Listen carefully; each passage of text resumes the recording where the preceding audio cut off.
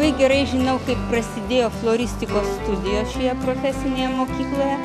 Na ir žinoma, visada remsiu ir palaikysiu tokias direktorės kaip šita, nes tai yra nepaprasta svajoklė, kuriai visada visko reikia, kuri visada stengiasi surasti įvairiausias naujoves.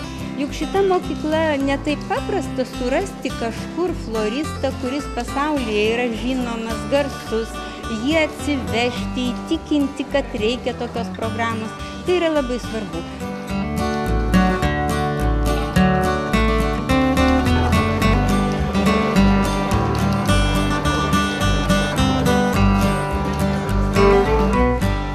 Parodos tikslas yra iš tikrųjų, kad tie, kurie mokosi, kad jie pajustų ne vien tik mokyklos aplinkoje tą įvertinimą, pasižiūrėjimą, pristatymą ir atsakomybę savo darbui.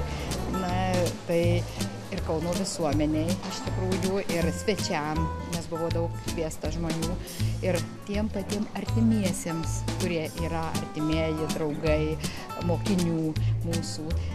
Tikslas, kad jie matytų, ką daro, ką kuria, kokius talentus turi ir ant kiek savo kūrybingų žmonės turi. Iš tikrųjų, šitoj grupėje yra, galima sakyti, patys visi geriausiai Lietuvoje esantys floristai. Na, todėl, kad mes lygiagrečiai eina į dvi programas. Viena programa yra kaip mokymo programa profesinėje mokykloje floristo, kita programa lygiagrečiai, jie gaus šiandien diplomus už antrus metus įvertinimas, čia yra darbai jų, kaip su Peteriu Hesu, kuris yra Šveicarijos ir pripažintas kaip pasaulyje geriausias floristas ir turintis 100-metę mokyklą. Ir floristų mokykla šitą labai vertinama. Tai šitą kursą veda Peteris Hesas ir kartu su mūsų profesijos mokytoju, kuris taip pat baigęs mokslus ir studijas pas Peterį Hesą, mūsų profesijos mokytojas Marijus Gildys.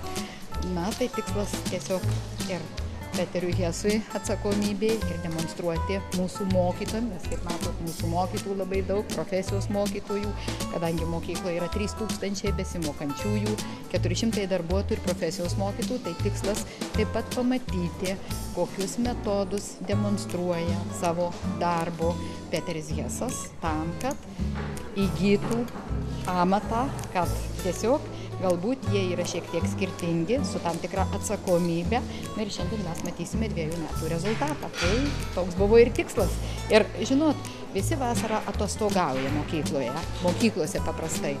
Na, mes tiesiog jau kelinti metai, kadangi gėlės yra daugiau galima parinkti vasaros metu, mes atostogausime su šitom grupėm žiemos metu arba tiesiog rudenio metu, o dabar yra pats įkarštis, vyksta mokymai ir kaip tik atsiskaitimai ir egzaminai. Na ir šiandien kaip egzaminas, kaip diplomų įteikimas, kaip užbaigimas.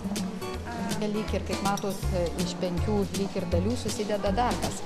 Tai buvo jam duota iš anksto, tarkim, vestuvinė puokštė, ar ne, kaip jūs matot, viena yra, vazoninė yra, tarkim, puokštė, kompozicija, iš gvazdikų užpildyti indą, visiems buvo duota vienodi elementai, taip pat gedulo elementas. Kaip jie tą išreiškia, nebūtinai, kad gyvom gėlėm, taikant būtent savo sumanumus.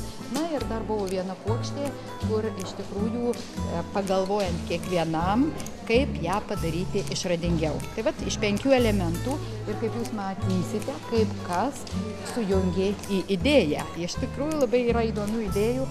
Čia vat priešais mes matom vieną geto idėją. Va, tiesiog net ir granata įdėta kaip vaisius ir tiesiog net ir tos vėliavos spalvos yra įneštos. Aš manau, kad žinokit, labai išradingai, labai puikiai atliepė tuos visus ir su tais laumžirgiais.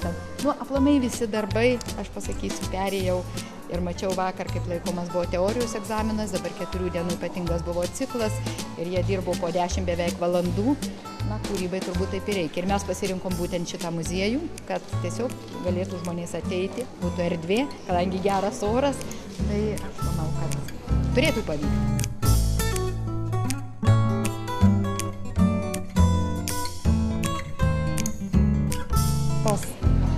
Ir štai vat Laima Anužienė, mokyklos direktorė. Jinai yra viena iš tų vedlių, kurios nepavargsta daryti gerą ir nepavargsta atradinėti stebuklus. Ir aš žaviuosi viskuo, kas čia vyksta. Aš apskritai žaviuosi visais darbščiais lietuviais. Aš jau čia išgirdau tiek gražių žodžių, nebežinau, ką dar galima pasakyti, tiek gražių padėkų visiems. Ir iš savo pusės labai taip pat norėčiau visiems nuoširdžiai padėkoti. Jūs taip dažnai sakot, mes turim pamatyti, kas pas mus gražu. Tai mes ir stengiamės, jūsų mokiniai ir mes stengiamės jums parodyti, kas yra gražu ir kiek daug grožio jūs turite. Aš važiuodama čionai galvojau, kad turbūt nėra nieko gražesnio už Dievo kūrinį gėlę, bet dabar pamačiau, kad kai tos gėlės patenka į talentingų žmonių rankas, kad jos virsta dar kažkuo tai gražesniu. Ir iš tikrųjų visiems šitiem kūrėjam norėčiau palinkėti daugybės gerų idėjų ir galimybės jas realizuoti.